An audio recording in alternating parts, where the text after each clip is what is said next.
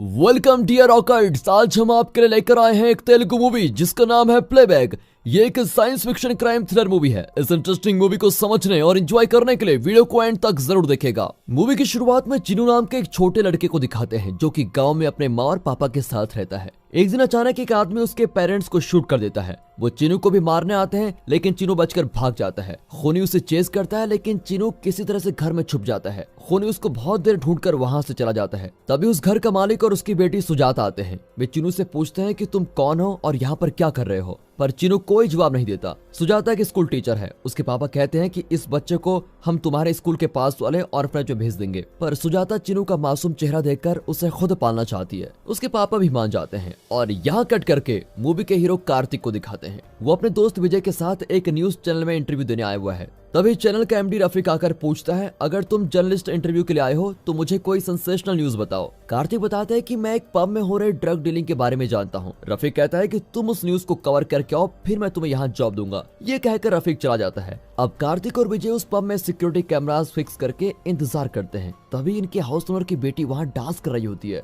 विजय बड़ा moral police बनकर उस लड़की से कहता है, अगर तुम्हारे पापा और पति को पता चल गया कि तुम पब में नाच रही हो तो तुम्हारी लाइफ तो खराब हो जाएगी। और इस पर वो विजय को कसकर थप्पड़ मारती है। दरअसल वो अपने पति के साथ ही पब में आई होती है। हाउस ओनर इनको डांटता है कि तुमने पब्लिक के सामने मेरी बेटी की इंसल्ट की है, अब मैं तुम्हें यहाँ नहीं रहने दूंगा, अभी के अभी घर खाली कर दो। और फिर दोनों नया घर ढूंढने के लिए सिटी के आउटर एरिया में जाते हैं। एक घर के आगे बड़ा पेड़ होता है।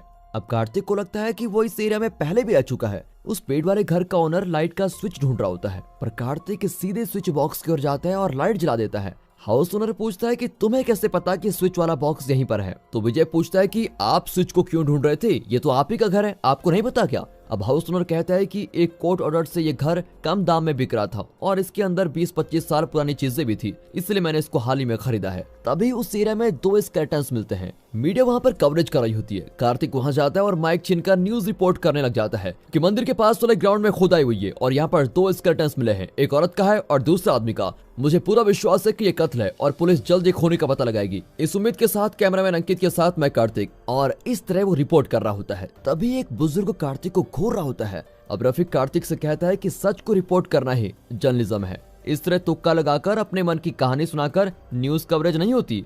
कार्तिक एक्सप्लेन करता है कि स्केलेटन्स में औरत और मर्द के बीच का फर्क मैं जानता हूँ। अगर उन दोनों की मौत प्राकृतिक थी तो उन्हें कब्रिस्तान में दफनाया जाता, ना कि मंदिर के ग्राउंड में। इतना ही नहीं, दोनों स्केलेटन्स एक के ऊपर एक रखे हुए थे। इसका यही मतलब है कि खून कहीं और हुआ था और उनकी लाशों को यहाँ लाकर डंप किया गया था। उनके स्कल में एक छेद था और मुझे लगता है कि उन्हें गन से शूट किया गया था। अब कार्तिक का इतना लंबा एक्सप्लेनेशन सुनकर रफीक कहता है कि अब तुम इस केस में पढ़ ही चुके हो तो तुम पुलिस के साथ मिलकर इस केस को सॉल्व भी कर लो और हर कदम पर मुझे रिपोर्ट करते रहना, ठीक है। यानी कि कार्तिक चैनल में क्राइम रिपोर्टर के तौर पर ज्वाइन हो जाता है।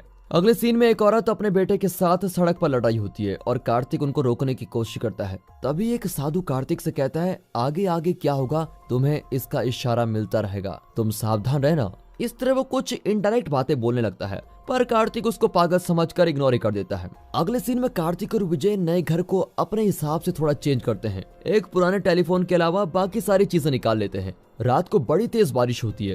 तभी पुराने टेलीफोन पर एक तेज रोशनी पड़ती है और एक पावर फोन में जाती है। दूसरी ओर सुजाता के घर में पावर कट होती है। सुजाता ईबी को कॉल करती है लेकिन कॉल कनेक्ट होता है कार्तिक के पुराने टेलीफोन पर। कार्तिक फोन उठाकर कहता है कि ये ईबी ऑफिस नहीं है। ये कहकर सुजाता कॉल काट देती है। सुजाता को ऑस्ट्रेलिया में टीचर की नौकरी मिली है और इस वजह से वो पासपोर्ट के लिए अप्लाई करना चाहती है। वहाँ का ऑफिसर कहता है कि तुम किसी आईपीएस ऑफिसर का रिकमेंडेशन लेकर आओ तो एक काम जल्दी होगा। अब सुजाता वहाँ से निकलकर बस स्टॉप पर जाती है। तभी वासु नाम का एक फोटोग्राफर उसकी हर एंगल से फोटो खींचने लगता है। अब सुजाता की एक फ्रेंड गीता कहती है कि वासु को तुम ठीक जवाब क्यों नहीं दे देती, वो कब से तुम्हारे पीछे घूम रहा है। सुजाता कहती है कि वो खुद आकर मुझे प्रपोज करेगा तभी मैं जवाब दूंगी। यहाँ कार्तिक पुलिस के साथ मिलकर काम कर रहा होता है। पुलिस ने इन्वेस्टिगेशन में पता लगा लिया है कि इन दोनों का वाकई कत्ल हुआ है और बुलेट इंजरी से इनकी मौत हुई है।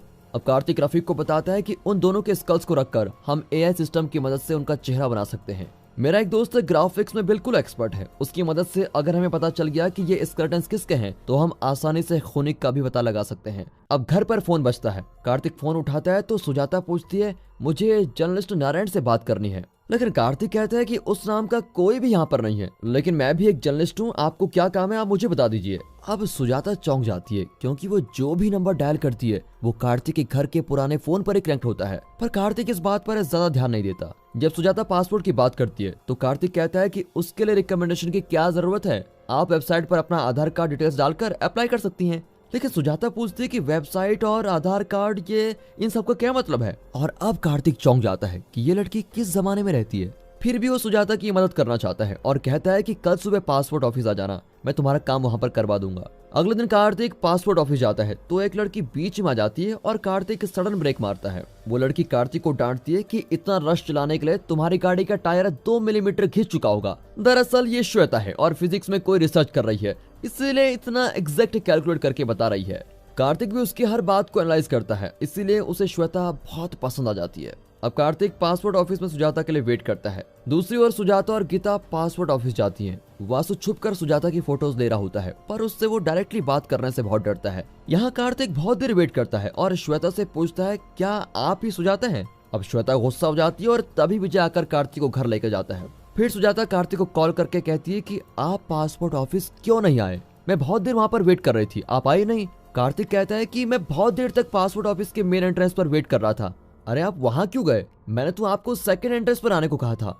ओह सॉरी, मेरी गलती थी, कल से मैं सेकंड एंट्रेंस पर ही वेट करूंगा। ये कहकर कार्तिक फोन रख लेता है। अब रात को कार्तिक और विजय रफीक की पार्टी में जाते हैं। वहाँ रफीक श्वेता को कार्तिक और विजय से मिलवाता है और बताता है कि ये मेरे दोस्त की बेटी है, पर बचपन से मुझे भी ये पापा बुलाती है। अगले दिन कार्तिक बहुत देर तक पासपोर्ट ऑफिस के सेकंड एंट्रेंस पर वेट करता रहता है, जहाँ पर एक बड़ा पेड़ होता है, पर सुजाता नहीं आती। सुजाता भी उसी पेड़ के नीचे बहुत देर वेट करती है, लेकिन कार्तिक नहीं आता। अगर आप कंफ्यूज हैं दोस्तों तो ये अच्छी बात है, डायरेक्टर यही चाहते हैं, फिक्र मत कीजिए, आगे देखिए। तभी वहाँ पर श्वेता आती है और दोनों बहुत देर एक दूसरे को देखते रहते हैं। फिर कार्तिक अपनी बाइक में उसे घर ड्रॉप करने का ऑफर देता है। दरअसल वो श्वेता की बॉडी लैंग्वेज से पता लगा लेता है कि वो घर जाना चाहती है। इस बात से श्वेता बड़ी इंप्रेस हो जाती है, लेकिन उसने कैब बुक किया होता है और वो कैब में ही चली जाती है। तभी कोई सुजाता को बताता है कि आज गणेश विसर्जन हो रहा है और पासपोर्ट ऑफिस की छुट्टी भी है। ये जानकर सुजाता को कार्तिक पर बहुत गुस्सा आता है और वो पास वाले पेड़ पर कार्तिक के लिए कुछ लिख कर चली जाती है। घर जाकर कार्तिक को कॉल करके वो खूब डांटती है।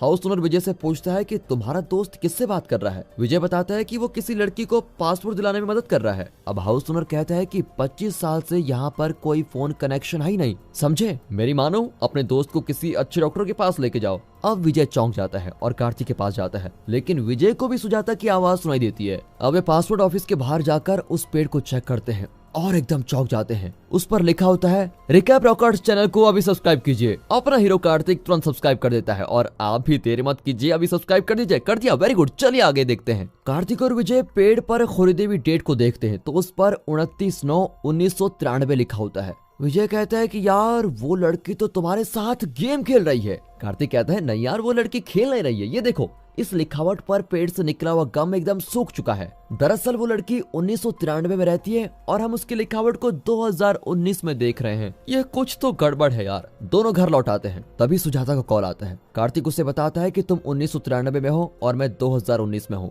अब सुजाता चिढ़ जाती है कि ये क्या बकवास कर रहे हो। अपनी बात को प्रूव करने के लिए कार्तिक सुजाता से आज की डेट पूछता है। वो 1993 की एक डेट बताती है। कार्तिक गूगल पर उस डेट को सर्च करता है तो पता चलता है कि उस डेट के अगले ही दिन भूकंप आ गया था। कार्तिक सुजाता को बताता है कि कल उस जगह पर भूकंप होगा और 20,000 से ज्यादा लोग मारे जाएंगे। फिर सुजाता अगले दिन का न्यूज़पेपर देखती है, लेकिन ऐसी कोई भी न्यूज नहीं होती, पर टीवी पर उस भूकंप को दिखाते हैं। अब सुजाता अपने पापा से पूछती है कि ये न्यूज़पेपर में क्यों नहीं आया, तो वो बताते हैं कि ये भूकंप सुबह हुआ है, इसलिए कल के न्यूज़पेपर में आएगा। अब सुजाता एकदम शॉक हो जाती है और कार्तिक को कॉल करके बताती है कि तुम्हारी बात तो एकदम सच निकली। दोनों डिस्कस करते हैं कि उनके साथ ऐसा क्यों हो रहा है। सुजाता कहती है कि तुम्हारे टाइम के हिसाब से मेरी उम्र 50 साल की होगी और मैं जानना चाहती हूँ कि 2019 में मैं कैसे दिखूंगी। कार्तिक उसे बताता है कि मैंने फिल्मों में देखा है, जब पास्ट में कुछ चेंजेस होते हैं तो प्रेजेंट भी बदल जाता है, इसलिए तुम अपनी डायरी में एक डेट लिखो और लिखो कि उस दिन तुम्हें पासपोर्ट ऑफिस जाना है। बाद में उसे देखकर तुम वहां जाकर देखना। अब अपने हीरो का दोस्त उस ह्यूमन स्कल को एनिमेट कर रहा होता है। तभी वो बुजुर्ग जो मंदिर के ग्राउंड में कार्तिक को घूर रहा था, वो यहाँ अपने पर्स को भूलकर चला जाता है। कार्तिक पर्स उठाकर उसको लौटाने जाता है, लेकिन वो आदमी बिना कुछ कहे पर्स लेकर चला जाता है। दरअसल वो कार्तिक को फॉलो कर रहा था, लेकिन कार्तिक ये बात नहीं जानता। वो पासपोर्ट ऑफिस जाकर वेट करता है। वहाँ सुजाता नहीं आती लेकिन श्वेता आती है। कुछ देर बाद कार्तिक श्वेता को उसके घर ड्रॉप करता है और श्वेता का नंबर मांगता है। एक सेकंड, सिर्फ इतना कहकर श्वेता अंदर चली जाती है। अगले सीन में कार्तिक सुजाता को श्वेता के बारे में बताता है। सुजाता कहती है कि तुम्हारी बातों से लगता है कि 2019 में लड़के और लड़कियां बड़ी आसानी से लव प्रपोज कर देते हैं, लेकिन 1993 में बहुत मुश्किल है। तब कार्तिक उसे सुझाव देता है कि तुम अपने लवर को सिर्फ एक इशारा करो कि तुम उससे प्यार करती हो, बाकी वो खुद प्रपोज करेगा। अगले दिन सुजाता चिनू को लेकर बाहर जाती है और तभी चिनू के पेरेंट्स का कातिल चिनू का खून करने के लिए उसको फॉलो करता है, लेकिन पुलिस उसे लाइसेंस के लिए रोक लेती है। इसी बीच सुजाता और चिनू वासु की फोटो स्टूडियो में जाते हैं। वासु बड़ा नर्वस हो जाता है, लेकिन सुजाता कहती है मेरे स्कूल में स्टूडेंट्स का ग्रुप फोटोज लेना है और मैं उनका कोटेशन लेने आई हुई हूँ। ये कहकर वासु के लिए एक चॉकलेट छोड़कर चली जाती है, लेकिन वासु बेचारा चॉकलेट उठाकर सुजाता के पीछे पीछे आता है और कहता है कि मैडम आप इसको मेरे स्टूडियो में भूल गई थी। अब सुजाता ये सब कार्तिक को बताकर हंसने लगती है और कहती है यार अब तुम्हें बताओ इस बुद्धू लवर के साथ मेरा गुजारा कैसे चलेगा। अब कार्तिक अपनी परेशानी बताता है, तुम तो टीचर हो ना, तो श्वेता का नंबर पता लगाने में मेरी मदद करो। मैंने उसका फोन नंबर मांगा तो उसने 1 सेकंड कहा और चली गई। सुजाता कहती है कि श्वेता एक फिजिक्स रिसर्चर है ना, तो तुम चेक करो कि फिजिक्स में 1 सेकंड का असली मतलब क्या है। कार्तिक गूगल करता है तो एक 10 डिजिट का नंबर आता है। फिर कार्तिक उस नंबर पर कॉल करता है तो श्वेता कॉल उठाती है और इम्प्रेस हो जाती है कि तुमने तो बड़ी जल्दी डिकोड कर लिया। अब कार्तिक सुजाता को थैंक यू कहकर श्वेता से फोन पर बात करने लगता है। अब रात को उसे लाश, कत्ल, स्कल इन सब चीजों से रिलेटेड सपने आते रहते हैं और वो ठीक से सो भी नहीं पाता। सुबह वो बाहर देखता है तो वहाँ का पेड़ गायब होता है। अब कार्तिक चौंक कर विजय को बताता है, लेकिन विजय कहता है कि पागल मत बनो यार, वहाँ कोई पेड़ नहीं था। ये सुनकर कार्तिक हैरान हो जाता है क्योंकि इस घर में पहली बार आते वक्त उसने एक पेड़ देखा था और उसे लगा कि इस पेड़ के साथ उसका कोई कनेक्शन है, पर वो पेड़ है ही नहीं। तो कार्तिक को बड़ा अजीब महसूस होता है। वह श्वेता को कॉल करके सब कुछ बता देता है कि वो 1993 की एक लड़की से अपने फोन के जरिए बात कर रहा है। मुझे नहीं पता कि मेरे साथ ये क्यों हो रहा है, मेरा दोस्त भी मुझको पागल समझता है। पर श्वेता उसकी बात समझ जाती है और कहती है कि मैं माइकल नाम के एक साइंटिस्ट को जानती हूँ जो इस सब्जेक्ट पर रिसर्च कर रहे हैं। अब अगले सीन में कार्तिक माइकल को सुजाता के साथ हो रहे फोन कम्युनिकेशन के बारे में सब कुछ बताता है। माइकल उसके पुराने फोन को देखकर कहता है कि तुम जो कह रहे हो वो साइंटिफिकली पॉसिबल जरूर है, लेकिन फिलहाल ये सब थियरीज है और प्रैक्टिकली कुछ नहीं प्रूव हुआ है। कार्तिक पूछता है कि इस तरह का कम्युनिकेशन कैसे पॉसिबल है सर। तो माइकल एक्सप्लेन करता है कि नदी का पानी एक जगह से दूसरी जगह बहता है, लेकिन अगर उसके बहाव में कोई अचानक आ जाए तो उसकी दिशा बदल जाती है। ठीक उसी तरह टाइम के बहाव में शायद कोई अड़चन पड़ गई है जिसकी वजह से यहाँ टाइम का बहाव रुक गया है और इसी कारण तुम पास्ट के साथ कम्युनिकेट कर पाते हो। कार्तिक पूछता है कि मेरे घर के आगे का पेड़ कहाँ गया। तो माइकल कहता है कि जब पास्ट में कुछ चेंजेस किए जाते हैं तो प्रेजेंट में भी उसके लक्षण दिखाई देते हैं। शायद उस पेड़ के साथ भी पास्ट में कुछ हो गया हो। कार्तिक को थोड़ा बहुत समझ में आ जाता है, लेकिन अब भी ज्यादातर वो कंफ्यूज ही है। अब कार्तिक और श्वेता अकेले होते हैं, तभी फोन बजता है और श्वेता कहती है कि मैंने घर के आगे फिर से पौधा लगा दिया है, तुम चेक करो कि वहाँ पर पेड़ है या नहीं। कार्तिक बाहर जाकर देखता है तो वहाँ पेड़ होता है और तब पता चलता है कि सुजाता ने अपने टाइम में उस पौधे को कुछ देर के लिए हटा दिया था और वापस लगा दिया है। पास्ट के इस चेंज की वजह से प्रेजेंट में भी वो पौधा फिर से पेड़ बन गया है। अब कार्तिक कहता है कि तुम अपनी फोटोज उस पौधे के नीचे गाड़ कर रख दो, शायद मुझे प्रेजेंट में वो इस पेड़ के नीचे मिल जाए। तो सुजाता वैसा ही करती है। अब कार्तिक पेड़ के नीचे खोदता है तो उसको एक बॉक्स मिलता है। उसके अंदर सुजाता, चिनू और सुजाता के पापा की फोटोज होती हैं। चिनू की फोटो देखकर कार्तिक चौंक जाता है क्योंकि चिनू और कोई नहीं कार्तिक है। पर कार्तिक बचपन से ऑर्फनेज में था, उसे सुजाता के साथ बिताए हुए दिन बिल्कुल भी याद नहीं है, इसलिए शायद उसे इस घर से और उस पेड़ से कनेक्शन फील हो रहा था। तभी वो नोटिस करता है कि सुजाता की फोटो स्कल के एनिमेटेड इमेज से एकदम मैच करती है। तब जाकर कार्तिक रियलाइज करता है कि प्रेजेंट में सुजाता और उसके पापा जिंदा नहीं है, पास्ट में किसी ने उनका खून कर दिया है। तब सुजाता फिर से कॉल करती है और कार्तिक इमोशन हो जाता है और सुजाता को माँ कहकर रोने लगता है। वो बताता है कि मैं चिनू हूँ। फिर सुजाता श्वेता से कहती है कि मेरा बेटा चिनू तुमसे बहुत प्यार करता है, तुम दोनों हमेशा खुश रहना। अगले दिन कार्तिक अपने ऑफिस में मिठाई बांटता है कि मुझे मेरी माँ का पता चल गया है। तभी चैनल पर एक न्यूज रीडर अपनी पहली न्यूज पढ़ने वाली होती है और बहुत नर्वस भी होती है। वो कार्तिक से कहती है कि मैं तुम्हारे सामने एक बार रिहर्सल कर लेती हूँ, ठीक है। कार्तिक भी मान जाता है, लेकिन जब वो न्यूज पढ़ती है तो कार्तिक उसको रोककर कहता है कि वो दोनों स्कल समय मंदिर के ग्राउंड में मिले थे, लेकिन तुम गलत पढ़ रही हो कि स्केलेटन्स पार्क में मिले थे। हाँ, वो लड़की घबरा जाती है और कहती है कि मेरे न्यूज फीड में तो यही चल रहा है, और तब कार्तिक समझ जाता है कि जरूर पास्ट में कुछ चेंज हुआ है, जिसकी वजह से प्रेजेंट में स्केलेटन्स की लोकेशन भी चेंज हुई है। दोस्तों इसके बाद मूवी और भी इंटरेस्टिंग होने वाली है, लेकिन थोड़ी कॉम्प्लिकेटेड भी। हमारे साथ बने रहिए, क्लाइमेक्स में सब कुछ क्लियर हो जाएगा और मजा आने वाला है। अगले सीन में दिखाते हैं कि सुजाता, गीता और चिनू एक एग्जीबिशन में है, जहाँ चिनू के पेरेंट्स के कातिल चिनू को मारने आता है। चिनू घबराकर जायंट व्हील पर चढ़ जाता है। सुजाता चिनू को ढूंढने लगती है, लेकिन तभी खूनी जायंट व्हील को ऑन कर देता है और जैसे ही चिनू ऊपर पहुंचता है तो जायंट व्हील लॉक हो जाता है। सुजाता चिनू को बचाने के लिए जायंट व्हील पर पहुंच जाती है। अचानक सुजाता और चिनू फिसलकर नीचे गिरते हैं, लेकिन वासु उनको बचा लेता है। इस तरह खूनी इस बार भी चिनू को मार नहीं पाता। अब सुजाता कार्तिक को कॉल करके इस बारे में बताती है। कार्तिक जरा गुस्से में कहता है कि आपने चिनू को अकेला क्यों छोड़ा, पर सुजाता उसको समझाती है कि जब तक मैं जिंदा हूँ तुम्हें कुछ नहीं होगा, समझे। पास्ट में तुम्हें कुछ हुआ होता तो तुम अपने प्रेजेंट में मेरे साथ बैठकर बात नहीं कर रहे होते, इसलिए फिक्र मत करो, तुम्हें कुछ नहीं होगा। इस पर कार्तिक कहता है कि मुझे कुछ नहीं होगा ये तो मैं जानता हूँ, लेकिन अगर आपको इतना कहकर कार्तिक रुक जाता है। सुजाता पूछती है कि सच बताओ मुझे क्या होने वाला है। अब कार्तिक बताता है कि आपका खून हो गया था और प्रेजेंट में कातिल का कुछ पता नहीं चला है। ये कहकर कार्तिक रोने लगता है। सुजाता भी शॉक होती है कि मेरा खून कौन कर सकता है। कार्तिक समझाता है कि खूनी का पता लगाने के लिए मुझे उन सभी की डिटेल्स चाहिए जो आपके बहुत करीब हैं, जो आपको बहुत करीबी से जानते थे। मैं प्रेजेंट में उन लोगों का पता लगाने की कोशिश करूंगा। सुजाता गीता के बारे में बताती है। कार्तिक फेसबुक, इंस्टाग्राम वगैरह में गीता की प्रोफाइल ढूंढता है। इसी बीच वो देखता है कि जब से स्केलेटन्स की लोकेशन मंदिर के ग्राउंड से पार्क में शिफ्ट हुई है, तब से ग्राफिक्स से बनाए हुए स्कल का चेहरा भी बदल गया है। अब कार्तिक को ये भी पता लगाना होगा कि पास्ट में ऐसा क्या चेंज हो गया था कि ये सब कुछ प्रेजेंट में भी चेंज हो रहा है। तभी वो गीता का पता लगा लेता है और उससे मिलता है। वो बताती है कि उस दिन एग्जीबिशन में कोई चिनू को फॉलो कर रहा था। वासु ने उस आदमी का फोटो भी लिया था। वो फोटो शायद मेरी कार में है। ये कहकर वो फोटो लेने कार पार्किंग में जाती है। तभी एक गैंग गीता का खून कर देती है और उन फोटोज को भी जला देती है। अब कार्तिक को गीता के खोने का पता लगाना है। वो एक बोर्ड पर इस पूरे केस का हर स्टेप लिखने लगता है और तब वो नोटिस करता है कि सुजाता ने कार्तिक का सुझाव मानकर अपने लवर को उसी तरह प्रपोज किया था। हालांकि ओरिजिनल पास्ट में ऐसा कुछ नहीं होने वाला था। इस छोटे से चेंज की वजह से पास्ट का बहुत कुछ बदल गया था और इसी कारण प्रेजेंट में भी कई बातें चेंज हो गई हैं। कार्तिक सोच रहा था कि प्रेजेंट में सुजाता मर चुकी है और ग्राउंड से मिला स्केलेटन्स उसी का है, लेकिन कार्तिक ने सुजाता को लव प्रपोजल का आइडिया देकर पास्ट को चेंज कर दिया था और उसी की वजह से अब स्कल भी दूसरे का है और ये केस भी किसी और के खून का केस बन गया है। लेकिन फिर भी कार्तिक और विजय मंदिर के ग्राउंड में जाकर उस जगह पर खोदते हैं। वहाँ 2 ह्यूमन स्कल होते हैं। विजय पुलिस को इन्फॉर्म करना चाहता है, लेकिन कार्तिक कहता है कि हमें सुजाता के जरिए 1993 की पुलिस को इन्फॉर्म करना चाहिए।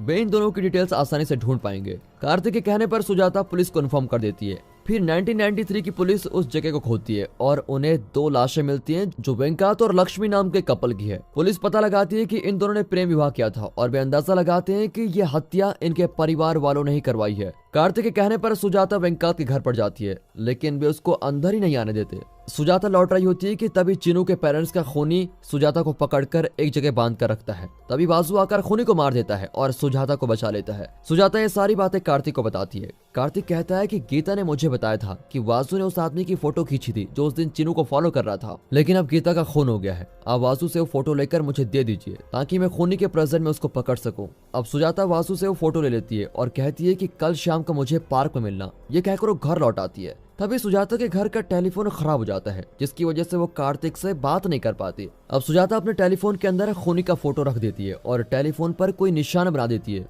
कार्तिक भी उस निशान को देख लेता है और टेलीफोन को खोलकर फोटो निकाल लेता है। ये वही आदमी है जो मंदिर के ग्राउंड में हीरो को घूर रहा था और कॉफी शॉप में कार्तिक ने इसी आदमी का पर्स उठाया था। अब कार्तिक सीसीटीवी कैमरे के जरिए उस आदमी को ट्रैक करता है और उसका एड्रेस ढूंढ निकालता है। वो खूनी को बांधकर मारने लगता है और पूछता है कि तुमने कितने लोगों का खून किया है और क्यों किया है। वो बताता है कि सुजाता वासु से मिलने पार्क में आई थी और अपना लव प्रपोज करना चाहती थी। तभी मैं सुजाता को खत्म करने वहां पर गया था, लेकिन वो मुझको धक्का देकर भाग गई। इसी बीच वासु वहां गया और मैंने वासु और सुजाता का खून कर दिया। फिर चिनू का खून करने के लिए मैं सुजाता के घर पर गया था। वहाँ चिनू नहीं था। सुजाता के पापा ने चिनू के बारे में कुछ भी बताने से इनकार कर दिया, इसीलिए उन्हें भी मारकर मैं चिनू की तलाश में निकल गया था। अगले सीन में कार्तिक उस मंदिर में जाता है तो साधु बताता है कि उस दिन शाम को ठीक 6 बजे चर्च की बेल बजी थी। काले बादल छाने लगे थे और तेज बिजली भी गिरी। बिजली सीधे मंदिर के ऊपर गिरी, जिसकी वजह से मंदिर टूटकर गिर गया।